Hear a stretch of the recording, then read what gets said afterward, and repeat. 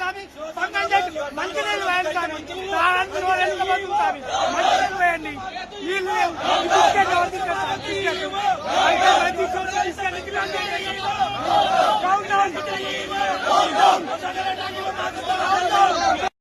కోడలు కానీ నీ బిడ్డ కానీ ఎన్ని గంటలు 5 గంటలకు పప్పులో వచ్చిన క్యూలో నిలబడ్డాము. అదే మీ బంధువులకు అట్లనే నిలబడరా? ఏం తినాలి? ఒప్పుకొని నీళ్లు లేవు, నిద్ర లేదు. శ్రీశైలం జాతరకు వచ్చి దేవుని దర్శనం చేసుకోకపోదామని మంత్రి వస్తున్నాను ఎంతమందిని ఆగం చేసినాం. ఇప్పుడు దర్శనం లేదు, ఏం లేదు.